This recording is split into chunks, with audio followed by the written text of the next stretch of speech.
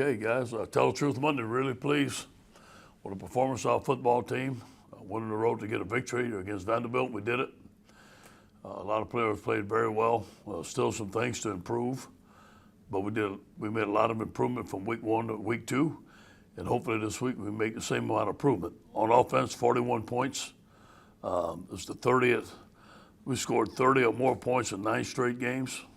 300 yards passing for 11 straight games. 0 allowed sacks for Vanderbilt. Got to give credit to Coach Jim Craig and our offensive line, especially Cam Wire, who started at left tackle, played every snap, and did very well. Very pleased with the play of the offensive line. Very pleased to see John Emery have his career best 103 yards rushing. Johnny made some great cuts to the outside, made some good runs inside. The thing that I'm most pleased with is 0 turnovers, and he has done a great job of taking care of the football, becoming a complete back. Miles Brennan, the first player in LSU history to have 300-plus passing yards in his first 2 career starts.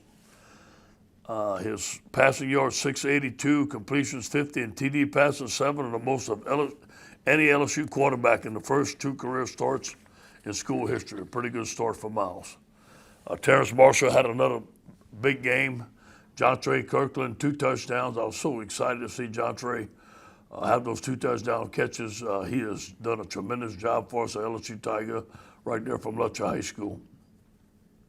11 players caught passes versus Vanderbilt, spreading the ball around. We +3 in the turnover margin. We have 6 takeaways in 2 games. Of 6 takeaways this year, 4 have led to points. So a tremendous job by our whole team there. On defense, very impressed with the performance of our defense, especially the yards after catch. We're only 60 yards compared to 383 a week before.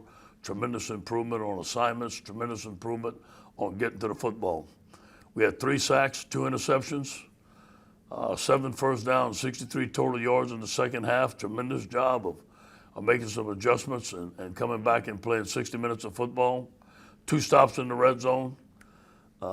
Obviously, having Derek Stingley made a difference for us in the backfield. Flott had 4 tackles, 2 tackles for a loss. You know, that second play of the game, when he came up and made that tackle off of the bubble screen, I knew we were ready to play just by the way we flew to the football and we tackled. Elias Ricks and Todd Harrison, 2 interceptions. Special teams, all 3 of Zach's punts were down inside the 20, 2 of 2 of field goals, 53 in the 31-yarder. 25 yards on 4 punt returns, including a 48-yarder by Stingley. So, pretty good job by our football team. There's some things to improve. Too many drops. Still, we got to improve on our effort.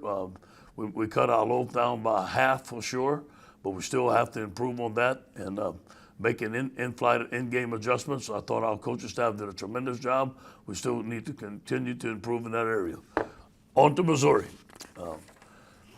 Missouri on offense is very, very complicated. Coach has a lot of shifts and motions. We'll run the triple option.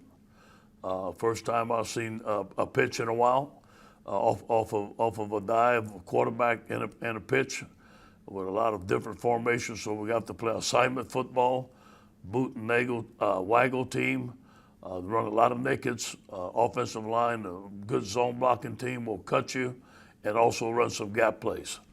On defense, they're 3-4 defense. We'll run some bear, and they'll blitz you. They'll bring pressure. They'll play man coverage and play zone. Well-coached football team in Missouri. We're looking forward to this week of challenges of us getting better as a football team every day. Any questions? Shea Dixon with 24/7. Obviously, you talk about week 1 to week 2 jumps. We saw that from Miles. Stats aside, the first week, just getting comfortable. What made him, in your mind, much more comfortable when it came to the game plan and maybe how it played out with him in week 2? Well, we simplified it, obviously simplified it, and he worked all week on stepping up in the pocket, not scrambling to his right like he usually wants to. Once he feels pressure, sliding up in the pocket. I made him a little cut up myself with Drew Brees, and I don't know if that worked or not, but I know he studied it. But I think we worked very hard on him staying in the pocket, stepping up, and making the right throw, and then let it rip. When he sees it open, let it go. That touchdown he made to Terrence, that free safety was sitting right there. That ball was right on the money. Hey, Matt Moscone, ESPN Baton Rouge. You mentioned Cam Wire. Looked like he had a good day. Could you maybe just go through some of what you saw going back on film, sort of assessing his day in a little more detail? Yeah, I thought that he was very good in his protection. Could finish his run blocks a little bit better. But we were really worried about their defensive line. They had an excellent pass rush. We didn't have to give them as much help as we thought we had to as far as chipping or sliding his way. I thought he handled that guy pretty good. Very mature. Cam has been in our program for a while. He's gained weight. He's got bigger and stronger. Very proud of him. Hey, Ed, you mentioned the drops there. With the receivers, what do you think has led to that, and what things in practice are you all doing to kind of work with that? I know you guys got real creative last year with that. Yeah, I do believe that it's time with the quarterback. New receivers catching balls, nervous first game, taking their eyes off of the football, trying to get up the field before they catch the football. They're going to run today for some drops. All our receivers who drop the ball will run extra today after practice, and we'll have extra catches on the jug machine. Hey, Ed, just to bounce off Cam Wire, I was checking on the status of Dare Rosenthal this week. And then on top of that, obviously you've been wanting a defensive line that's more aggressive and attacking for a little while. I guess how pleased are you 2 games into the season about how far LSU's come in that sense? Yeah, well, first of all, it's fun to watch. It's fun to be part of. As far as, Travez Moore gave us a good pass rush. B.J. Edwards-Helaire. Ali continues to make plays. I thought Jacqueline Roy went in there and made some big-time plays and some great pass rushes. So it's good to see those guys putting the athletes in space and let them go make some plays. I really like that. I think Darren's going to play this week. I think that he was questionable going up to game time, but he couldn't do it. Hopefully that he can start practicing this week. I'm not sure that he can yet. I think he will be, and also available this week will be Chris Curry. Chris could not play last week because of an injury. And talking to Jack today, we feel like that he better go this week, and hopefully he's available. Hey, Coach. Glenn West with LSU. It was a big week for you guys on the secondary and just kind of the improvements from some of the younger guys. Can you talk a little about just what you saw from guys like Elias and Cordell in their Week 2 performance, and maybe how Derek Stingley his presence kind of helps those guys? Yeah, I think Derek Stingley's presence helped everybody, including me, to be honest with you. And it gave us a lot of confidence. He's one of the best players in America. I also took the pressure off of Elias. It took the pressure off of Cordell. But you know what? That was their first time playing in that many snaps in a game. And so their second game, I think there was less nerves. They were more assured of the things that they had to do. I think they just stuck to the technique. Didn't give up any big plays, which I was very, very pleased with.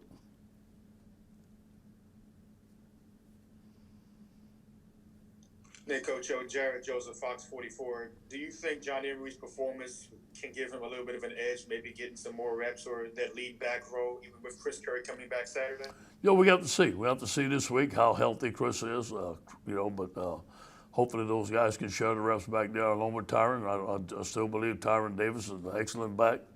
I feel good about all 3 backs right now, and all 3 are equal in my mind. Hey, Coach. Bree Andrus, LSU Tiger TV. 2 questions. So, one, what breakout players have you seen so far that maybe you weren't expecting, that you didn't really think were going to be this good, in fall camp and practice? And then 2, what big differences have you seen with your offense and your defense that you didn't see against Mississippi State? You got to look at a guy like Ali Gay, who had a tremendous camp, but, hadn't made any plays for us, and never can tell how they're going to play in the game, but he's played excellent last 2 games. Now, he's got some things to work on, but he's a name that comes to mind right away. And, Jabril Cox, who we didn't see, but didn't surprise me, was having an outstanding year. It was good to have Todd Harris back. Good to see him get that interception. He looked healthy. And what was your second question? The second question was, what's the big differences that you saw on your offense and your defense in Vanderbilt that you maybe didn't see in Mississippi? You know, we played more zone. We didn't give up as many big plays. We didn't have as many busts as we did in the first game. We didn't have as many missed assignments or got beat, you know, just one-on-one. We rarely got beat one-on-one. Now, that had something to do with Mississippi State and their scheme. I understand that, but it looked like we were more settled down. We gave the quarterback a lot more time in the pocket. We had no sacks compared to 7 sacks. So that was the biggest improvement. Hey, Coach. Matt Trent with WBRZ. Jacoby said after the game Saturday that he held a lot of the guys on offense and defense on punishment. Can you elaborate and give some more details on that? And is he becoming, we already knew he was already emerging as one of the team leaders, but is he becoming that team disciplinarian that is starting to hold guys accountable just on offense and defense? Yeah, you know, I think he has some great leadership qualities. I don't know anything about a team punishment. I really don't know what you're talking about there, Matt. They might want to inform me about that, but as far as him being a leader, yeah, I think he's been a great leader.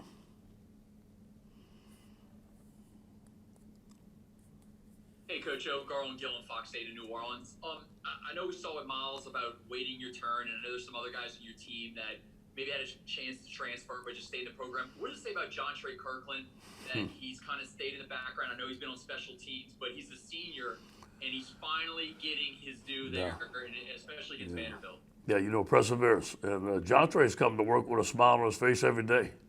And like I said, a lot of times, John Trey is like one of my sons. I'm so close to him and his family, and him being from Lutcher and recruiting him. He's an outstanding young man. And there's no one that wants him to have more success in the program than we all do. And it's good to see it, but he's waited his turn. We tried to get him the ball in his hand, playing Wildcat, tried to play it on defense. But you know what? He kept on telling me, Coach, I want to play receiver. I'm going to be a darn good receiver. And he sure is. I hope he has a great senior year. Hey, Ed. Wilson Alexander from The Advocate. Cade went through like a small slump last year, but you know, you said it might be kind of an open competition during preseason, but he started the year now 4 for 4 and hit that career long 53-yarder, just nailed that kick. How much confidence do y'all have in him at kicker at this point? A lot of it. And to be honest with you, I'm glad he's kicking well because Preston was right on his tail. And there was some competition in camp. And the young man we have right behind him is an excellent field goal kicker. And I'm glad to see that Cade's doing well. Cade knows that he has to perform well, and he's done well so far. I think he's bigger and he's stronger. He's more confident. You got to face it. Last year he was a freshman, and it's hard for a freshman to come in the SEC and not be nervous. But I think this time he has his steps down, he has his routine down, and he's more confident.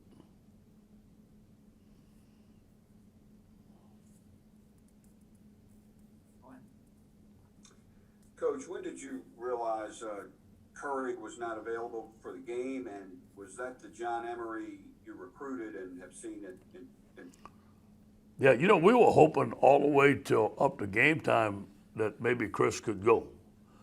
Now, although he didn't practice, we thought that maybe he better come around and Saturday maybe give us some snaps but Jack said he couldn't play, so I listened to Jack. He couldn't play.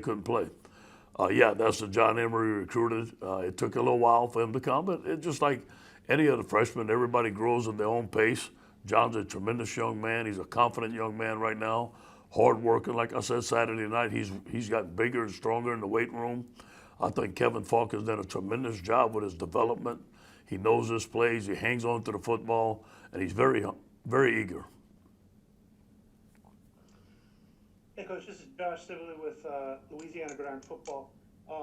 How much of an advantage is moving Andre Anthony back down to defensive end with that pass rush and having his hand back in the dirt? Yeah, he was kind of like a tweener in the 3-4. He wasn't a 4 technique, but he wasn't that outside linebacker type. And the 4-3, he's perfect. I think he's a good end. He's very smart. He does a lot of things for us. Plays very hard, makes plays. Still has some assignment stuff to do to get better. And also in our cheater package, we can put him at the 3 technique and put more speed on the field.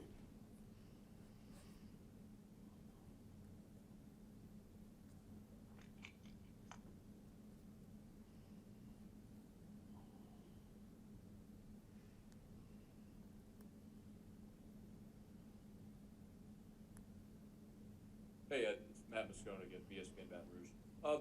Plan still to play Glenn Logan this week, and if so, how does that affect the defensive line rotation? And has he been practicing? Like, is he going to need to get back up to game speed, or is he good to go? Yeah, he's good to go. He's been practicing. We're going to start him. He's been practicing every day. Hadn't missed a practice. I've been taking second team reps, doing individual. We've been running extra on his own. He's going to be ready to go. I'll tell you, it's going to get a little tight there. There's going to be some competition because, Joe Evans is playing well. Neil Farrell is playing well. Apuaka had a sack. And then Jacqueline Roy's coming along. Jacqueline's probably the most athletic with the biggest upside of any of them. And he's only a freshman. I'm excited to see Jacqueline Roy playing the way he's playing. I think he's going to be an excellent defensive tackle for us. Hey, Coach. Good morning. John from WAFB. Coach, when you dominate a game, you win 41-7. Is it easier to go back and clean up? Okay, big kick return at the end of the first half. Second half, running back wide open, could have been a touchdown if you caught it. Those kind of things that could hurt you down the road. Yeah, it grabs everybody's attention, especially the head coaches. And those are some things that, we got to look at personnel. I looked at it with Coach Mack this morning.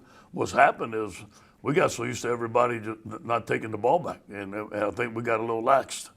And we need to stay in our lanes. We had 4 guys bunched up right away. Some of us personnel, some of us scheme, some of us technique. We got to get it cleaned up. And we got to expect every kick to come on out. Those backs coming out of the backfield free, we talked about it on defense last night. I even said it on the headset. We've got to clean that stuff up. Now, it was a lot better from the first game. Again, it's a new defense. Some guys that are blitzing have a peel rule. When the back comes, they got to take it. It was a short split. When we missed it, it should have been a switch call. We didn't get that switch call. We're going to work on those things in practice this week. Hey, Coach. Just curious, you talked about some of the adjustments that everybody's kind of making, playing with more confidence. Do you feel like your team is kind of getting back on schedule? Obviously, you lost the non-conference games, but do you feel about right for where you would be in a season in week 3 now? Yeah, winning makes you feel good, it makes you confident, but you always got to look at your competition. And we all know that the competition is going to be a lot stiffer coming down the road very fast. And so I'm always looking at competing at the highest level in the SEC and where we at in order to compete at the highest level. We still got a ways to go. But we made a tremendous improvement over from week 1 to week 2. Now we got to continue to make the improvement, and we cannot make the mistakes that we make and play the elite teams in the SEC and expect to win. Back to Joseph Evans, he's a guy who obviously went defense to offense and just back to defense. 1, what has that been like for him? And 2, what have you seen in him along the way to keep trusting him, I guess? Yeah, he would probably be starting at guard this week. If Ed Ingram may be questionable this week, he'd probably be starting at guard. So he's one of those guys that can play both ways. He comes out of his hips. He's very fluid. He's very smart. I haven't seen Joe have a bad day. Joe comes to work every day with a smile on his face. If you tell him to run 10 gassers, he's going to say, yes, sir, and run 10 gassers. He does a lot of things well, plays hard, and still's got a ways to go. He's had a cast on that hand. He's been playing with one hand and playing the position very well. So I can't wait till his hand is completely healed so he can start using his hands. Ed, it's Brett Martell with AP. To what extent would you say the SEC has evolved toward a passing league where defensive coaches maybe are spending more time worried about receivers, tight ends, and quarterbacks? Yeah, well, than they used to be? Yeah, well, it has because of the spread, obviously, and it seems like everybody's in the spread now. Everybody has great athletes. Everybody's throwing the ball deep. I watch the SEC on tape. I watch them on TV. There's some great players. There's some great coaches. There's some great schemes. But you know what? You can never lose the sight in the SEC that in order to win the SEC, you have to be physical up front. And the great teams are always going to be able to run the football. The great teams are always going to be able to stop the run. Hey, Ed in New Orleans. A couple of questions, please, sir. Do you think, doubling back to what you said about Miles, that him being able to navigate around the pocket is a giant key for him moving forward? And 2, after watching the way Arkansas defends Mississippi State, do you wish in hindsight that you had gone back and played more three-man line and dropped 8? Yeah, first of all, yes, Miles maneuvering in the pocket with pocket presence, being patient and stepping up is something that we worked very hard last week on him doing it, allowing the routes to become open, and then when they become open, and let it rip, throw it, and make a decision and let's go. And he did that. I thought he did that very well this week. Now, it wasn't like he was under a whole lot of duress, okay? And but on the double pass, he got hit pretty good. He got hit pretty good, and that was a pretty darn good pass that he threw. So a lot of improvement there. Still some improvement to go, and it's got to start with the offensive line also. Obviously, that when we go back and we watch the film, there's some things that we could have did different. Number one, played the scheme better, with better technique and better alignments. Made adjustments within the scheme. Although it's man, there's sometimes you can switch stuff off because of splits and not switch stuff off and communicate better. We didn't do that, and there's also some times where we could have played more zone. But I will say this, Ed, on that 3rd down and 20, we dropped 8 and we rushed 3, and they completed on that play. So, hindsight's 20/20. This is the first time that we had seen that offense live, as far as myself personally, and I know we're going to be better at it next year. We'll wrap up with Amos and then Gilbert. Hey, Coach. I was just curious about the receiver rotation. Do you foresee it being this deep all season, or do you foresee it kind of whittling down some of the guys? Yeah, we're going to try to play as many guys as we can. I'm pleased with the play of Eric Gilbert. Yeah, and hopefully we can play him some at tight end, some at receiver as he learns the position. I want these young guys, I thought Keyshawn Butte made some good plays. I thought he came along as the game went on, made some good plays, broke some tackles. Coy Moore has had an excellent camp for us. He missed that little crossing route, but we've got to give him patience, give him time. So as Trey Palmer. Trey's got a lot of speed. So I think as the season goes on, we got to give those guys some confidence and let them make plays.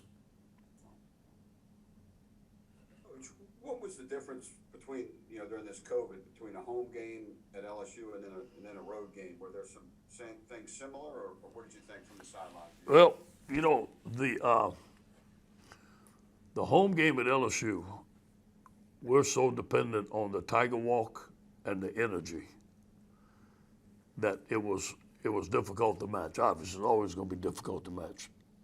And there's no place like Tiger Stadium. Going away, when we walked into the stadium at Vanderbilt, they were playing loud, very loud crowd noise. And I got a little worried because we didn't practice crowd noise all week, which we usually do, go and play an away game. But they can only play, I think it's 75 decibels loud when we're out there, which is not very loud. So it didn't affect us at all. It was kind of eerie going to the stadium with no fans and stuff like that. But I think we learned our lesson from the first game that we have to create our own energy. It's like this for both teams. I think the biggest thing is that you lose home field advantage. Thank you, Coach. All right, guys.